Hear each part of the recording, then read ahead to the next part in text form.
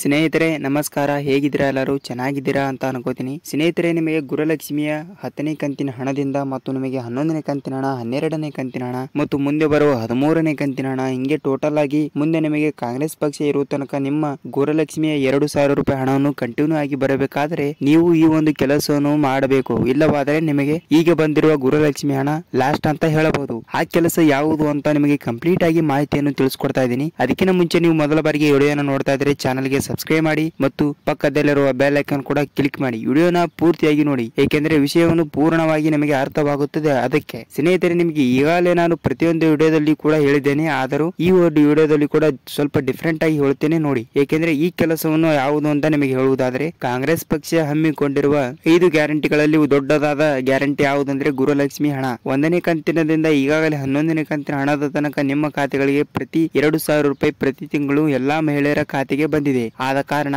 ನಿಮಗೆ 12ನೇ ಕಂತಿನ ಹಣ ಮತ್ತು 13 ಮತ್ತು 14 ಹೀಗೆ 25 ಕಂತಿನ ಹಣದ ತನಕ ನಿಮಗೆ ದುಡ್ಡು ಬರಬೇಕಾದರೆ, ಅಂದರೆ ತಲಾ 2,000 ರೂಪಾಯಿ ಬರಬೇಕಾದರೆ ನೀವು ಈ ಒಂದು ಕೆಲಸವನ್ನು ಖಂಡಿತವಾಗಿಯೂ ಮಾಡಿಸಬೇಕು. ಅದು ಯಾವ ಕೆಲಸ ಅಂತ ಹೇಳುವುದಾದರೆ ನೋಡಿ, ನೀವು ವಿಡಿಯೋನ ಪೂರ್ತಿಯಾಗಿ ನೋಡಿ, ನಿಮಗೆ ಮಾಹಿತಿಯನ್ನು ಅರ್ಥವಾಗುತ್ತದೆ. ಒಂದೇ ಒಂದು ಲೈಕ್ ಮಾಡಿ, ಏಕೆಂದ್ರೆ ನಮ್ಮ ಚಾನಲ್ಗೆ ನಿಮ್ಮ ಒಂದು ಲೈಕ್ ಬಹಳಷ್ಟು ಹೆಲ್ಪ್ ಆಗುತ್ತದೆ. ಈ ವಿಡಿಯೋಗೆ ನಾನು ಒಂದು 100 ಲೈಕ್ ಅನ್ನು ಅಕ್ಸೆಪ್ಟ್ ಮಾಡ್ತಾ ಇದ್ದೀನಿ. ಅದಕ್ಕಾಗಿ ನೀವು ಎಲ್ಲರೂ ಒಂದೊಂದು ಲೈಕ್ ಮಾಡಿದರೆ ಆಗಿ ಆಗುತ್ತದೆ ನೋಡಿ. ನಿಮಗೆ ಈಗಾಗಲೇ ಹೇಳಿರುವ ಹಾಗೆ ನಿಮಗೆ 2,000 ರೂಪಾಯಿ ಹಣವನ್ನು ಬರಬೇಕಾದರೆ ನೀವು ಈ ಒಂದು ಕೆಲಸ ಮಾಡಬೇಕು. ಯಾವುದಂದ್ರೆ NPCI ಮ್ಯಾಪಿಂಗ್. ಸೀಡಿಂಗ್ ಅಂದ್ರೂ ಒಂದೇ, NPCI ಮ್ಯಾಪಿಂಗ್ ಅಂದ್ರೂ ಒಂದೇ. ಇದನ್ನು ನೀವು ಮಾಡಿಸಿದರೆ ಮಾತ್ರ ನಿಮಗೆ ಮುಂದಿನ ತಿಂಗಳಿನಿಂದ ಹಣವನ್ನು ಬರುತ್ತದೆ. ಇಲ್ಲವಾದರೆ ನಿಮಗೆ ದುಡ್ಡನ್ನು ಖಂಡಿತವಾಗಿಯೂ ಬರುವುದಿಲ್ಲ. ಸರ್, ನೀವು ಹೇಳಿದ್ದೆ ಹೇಳುತ್ತೀರಾ ಅಂತ ಹೇಳ್ತಿದ್ದೀರಿ, ಕೇಳ್ತಾ ಇರಬಹುದು. ನಿಮಗೆ ನೋಡಿ, ನಾನು ಪದೇ ಪದೇ ಹೇಳ್ತಾ ಇದ್ದೀನಿ, ಸೀಡಿಂಗ್ ಒಂದು ಸಲ ಕ್ಯಾನ್ಸಲ್ ಆಗಿರುತ್ತದೆ. ಕ್ಯಾನ್ಸಲ್ ಆದರೆ ನಿಮ್ಮ ಖಾತೆಗಳಿಗೆ ದುಡ್ಡನ್ನು ಬರುವುದಿಲ್ಲ, ಹೋಲ್ಡ್ ಆಗಿ ಇರುತ್ತವೆ ಹಣ. ಅದಕ್ಕಾಗಿ ನೀವು ನಿಮ್ಮ ಬ್ಯಾಂಕಿಗೆ ಮತ್ತು ನಿಮ್ಮ ಆಧಾರ್ ಕಾರ್ಡ್, ಬ್ಯಾಂಕ್ ಪಾಸ್ಬುಕ್ ಅನ್ನು ತೆಗೆದುಕೊಂಡು ಹೋಗಿ ಸೀಡಿಂಗ್ ಮಾಡಿಸಿ. ಸೀಡಿಂಗ್ ಅಂದ್ರೂ ಒಂದೇ, NPCI ಮ್ಯಾಪಿಂಗ್ ಅಂದ್ರೂ ಕೂಡ